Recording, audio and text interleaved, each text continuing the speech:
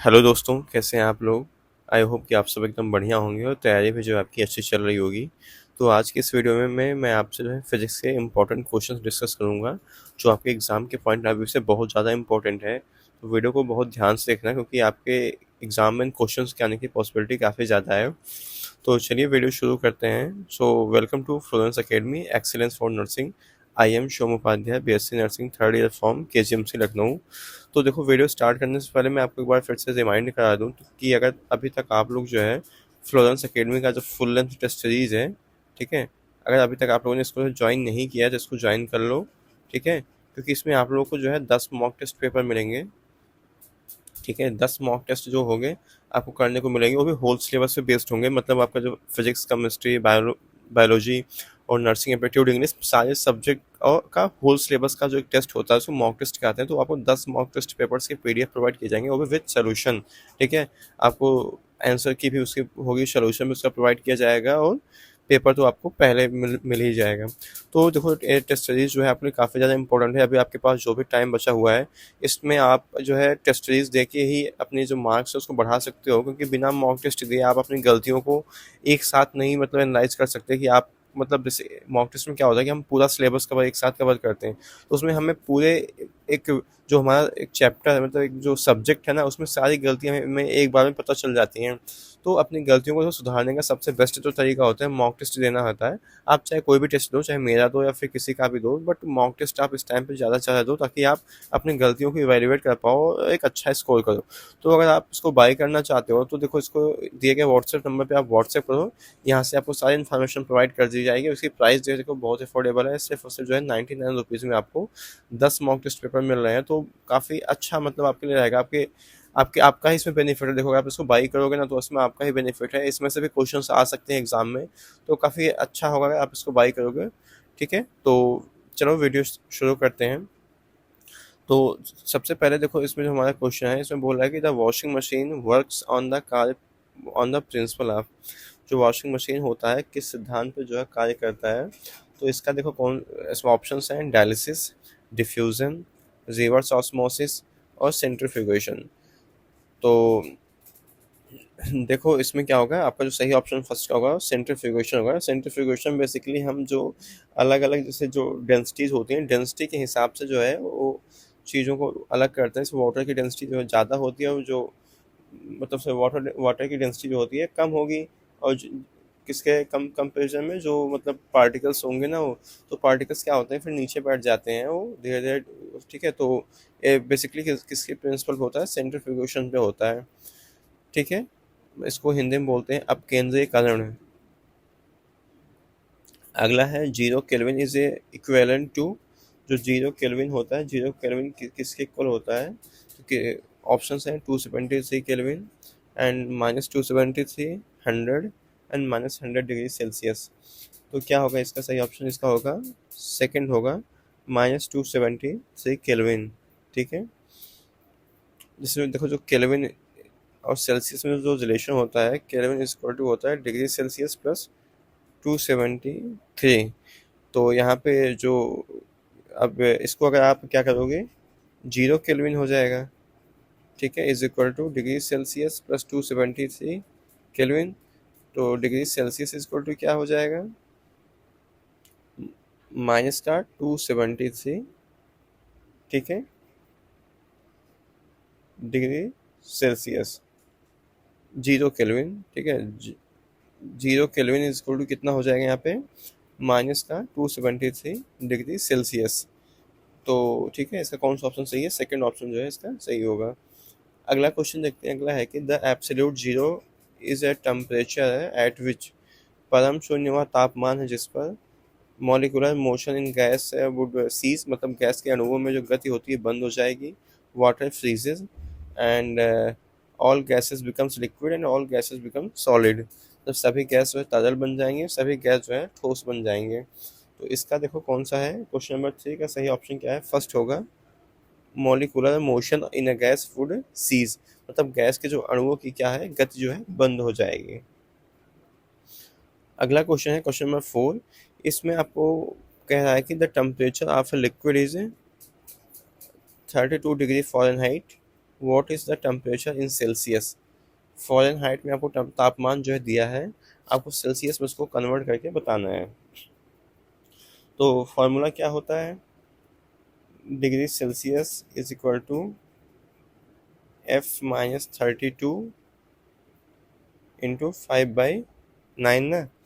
तो इसमें आप क्या है कि आपको फ़ारेनहाइट की वैल्यू तो दी ही है, कितना दिया है 32 डिग्री फ़ारेनहाइट दिया है ना, और -32 इंटू 5/9, ये क्या हो जाएगा, जीरो हो जाएगा।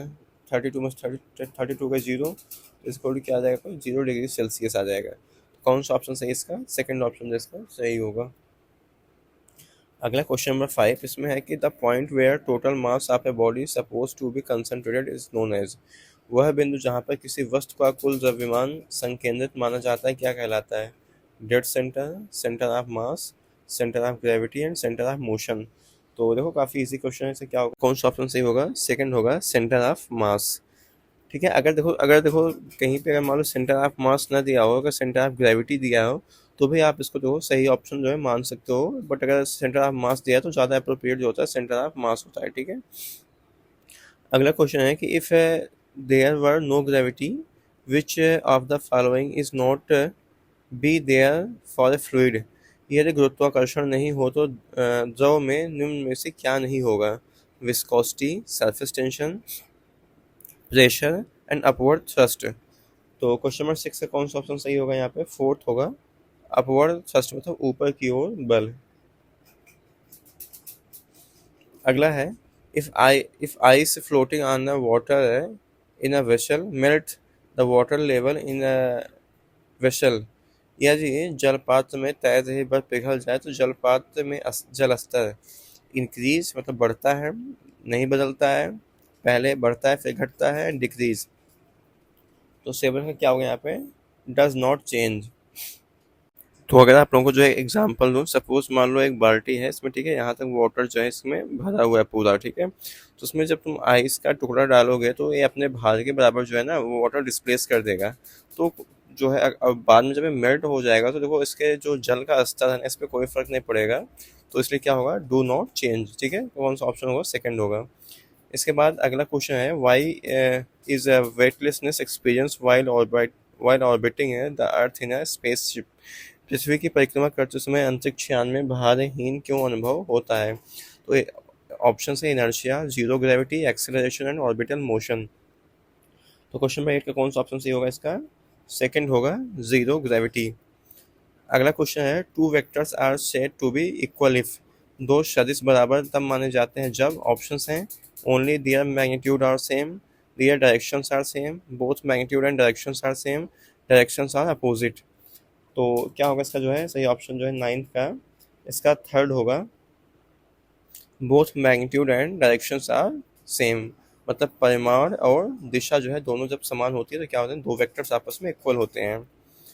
अगला क्वेश्चन है कि why does a cannon recoil after firing. गोला दागने के बाद तो पीछे क्यों हटती है, conservation of energy, backward thrust of gases produced, Newton's third law of motion and Newton's first law of motion. तो क्या होगा इसका सही ऑप्शन, चलो तो आप लोग बताओ क्या होगा इसका। तो इसका देखो कौन सा ऑप्शन सही होगा, क्वेश्चन नंबर 10 का थर्ड होगा, न्यूटन्स थर्ड लॉ।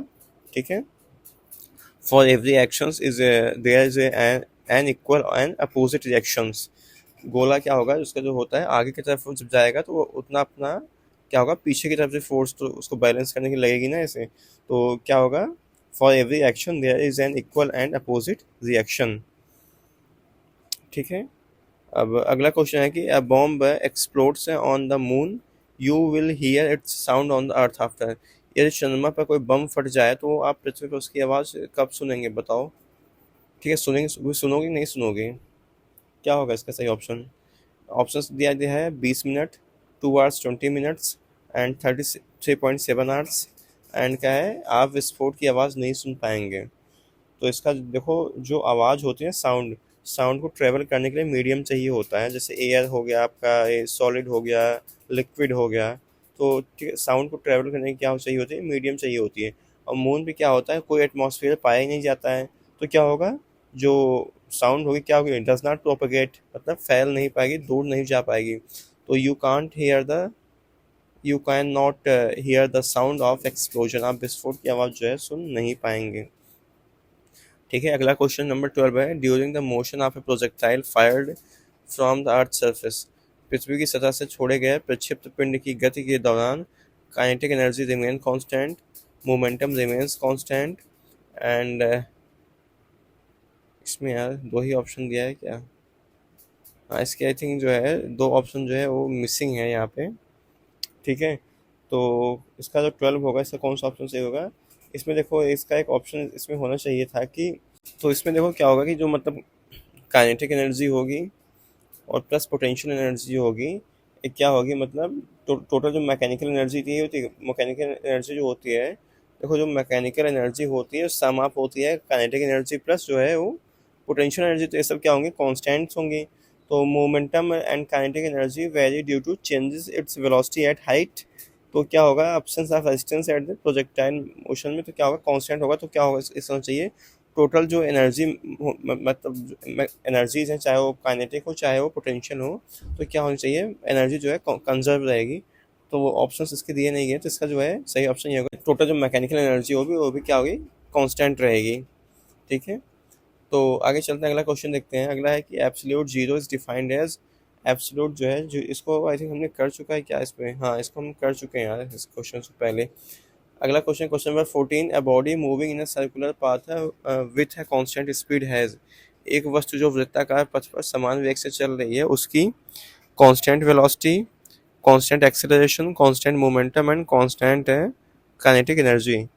14 का जो है फोर्थ ऑप्शन से होगा constant kinetic energy. 1 nanometre is equal to, 1 nanometre जो कितने मीटर के इक्वल होता है, तो होता है 10⁻⁹मीटर। कौन सा ऑप्शन सही है, थर्ड इसका ऑप्शन जो है सही होगा। ठीक है, अगला है क्वेश्चन नंबर 16, क्वेश्चन नंबर 16 बोला कि what is the earth escape velocity, earth की जो है एस्केप वेलोसिटी क्या होगी, तो ये देखो सबको पता है कितना होती है, 11.2 किलोमीटर पर सेकंड होती है।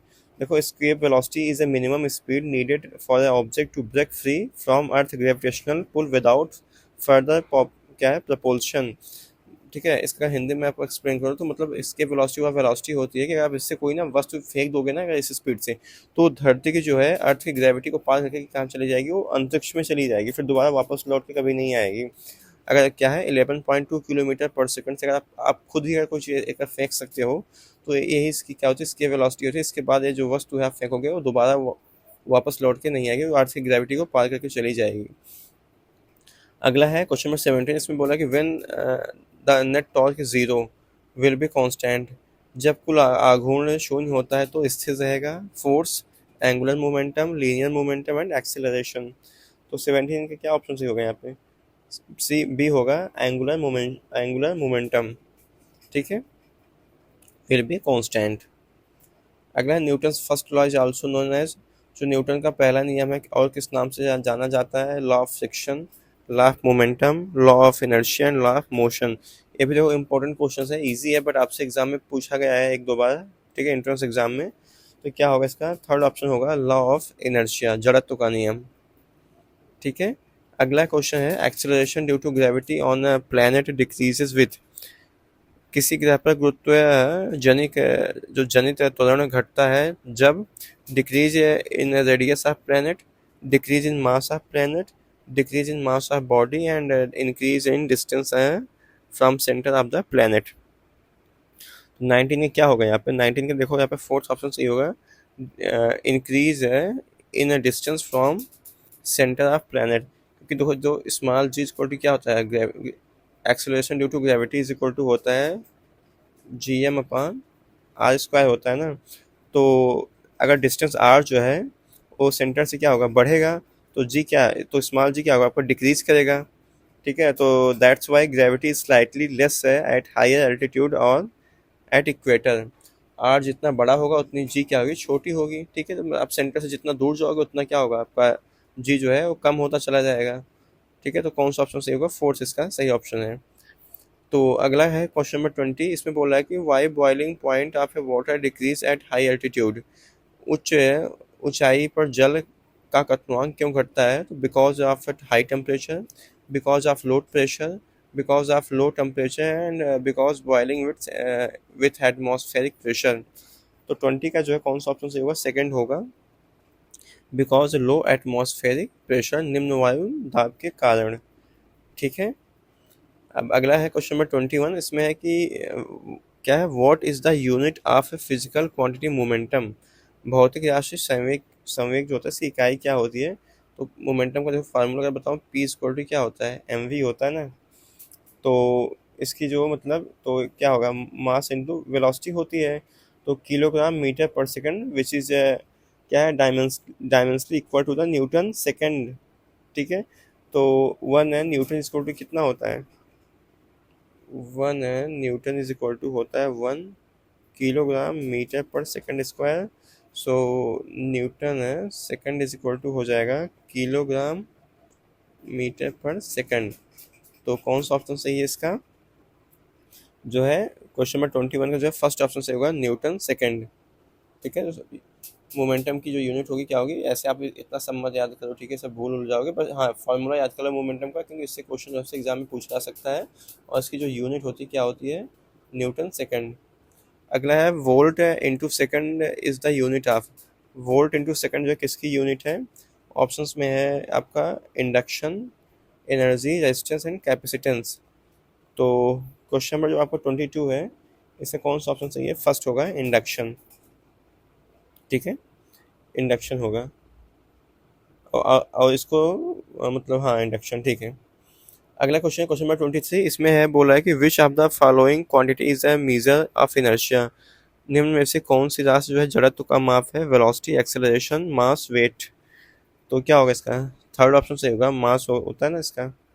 जितना जितना देखो, इसका एक चीज याद रखो, मोर मास मोर इनर्शिया। ठीक, डायरेक्टली प्रोपोर्शनल होता है। अगला क्वेश्चन है कि action and reaction or always act on the same body, are equal in magnitude and the same direction, always act independently and act different bodies। तो 24 का क्या होगा यहाँ पे? फोर्थ होगा, act on different bodies, विभिन्न वस्तुओं पर क्या होता है? कार्य करता है। क्वेश्चन नंबर 24 में बोल रहा है कि विच of the following is not a vector quantity? इनमें से कौन सा जो है एक सदिश राशि जो है नहीं है? तो force, electric current, acceleration, velocity. तो क्या होगा? 25 का जो है होगा सेकंड ऑप्शन सही होगा, इलेक्ट्रिक करंट। इलेक्ट्रिक करंट जो है does not follow vector addition law. ठीक है। अगला क्वेश्चन है 26। 26 में है कि विच of the following is not a scalar quantity? इनमें से कौन सा जो है वो स्केलर क्वांटिटी जो है नहीं है? तो ऑप्शन है एक्सेलरेशन, टॉर्क, पावर, स्पीड। तो 26 का जो है कौन सा ऑप्शन सही होगा? यहाँ पे देखो, इसका होगा फर्स्ट होगा एक्सेलरेशन। अब अगला है 27। What is the SI unit of frequency? Frequency की आपको जो एसआई यूनिट बतानी है, तो काफ़ी देखो इजी क्वेश्चन है। क्या होगा? हर्ट्ज होगा। एक हर्ट एक हर्ट्ज इक्वल टू होता है 1 साइकिल पर सेकेंड। ठीक है। तो कौन सा ऑप्शन सही है इसका? फर्स्ट ऑप्शन जो है सही, फोर्थ ऑप्शन जो है सही होगा। अब आज का जो लास्ट क्वेश्चन देखते हैं। Soap bubble attains spherical shape due to. साबुन का जो बुलबुला गोला आकार होता है क्यों ऐसा लेता है? तो inertia, pressure, surface tension, viscosity. तो इसका क्या होता है? सही ऑप्शन जो होगा आपका सरफेस टेंशन होगा। पृष्ठ तनाव के कारण जो होती है, जो सोप बबल होती है, साबुन का जो बुलबुला होता है क्या होता है? गोलाकार होता है। ठीक है। ये भी काफ़ी देखो इंपॉर्टेंट क्वेश्चन है, ये वाला आपसे एग्जाम में पूछा जा सकता है। तो ये हमने जो है आज फिजिक्स के क्वेश्चंस किए हैं जो आपके एग्ज़ाम के पॉइंट ऑफ व्यू से काफ़ी ज़्यादा इंपॉर्टेंट थे। तो एक बार मैं फिर से आपको रिमाइंड दे दूं, तो कि अगर आप लोग जो है अभी तक जो टेस्ट सीरीज ज्वाइन नहीं है तो इसको ज्वाइन कर लो। ठीक है। इसको ज्वाइन करने के लिए आप इस नंबर पर व्हाट्सएप कर सकते हो। यहाँ पे आप अगर यहाँ पे आपको जो है सारी इन्फॉर्मेशन जो है प्रोवाइड कर दी जाएगी। तो ठीक है। आपको अगर देखो वीडियो पसंद आई हो तो वीडियो को लाइक कर देना, चैनल के सपोर्ट में जो चैनल को सब्सक्राइब कर देना। Thank you so much watching for this video.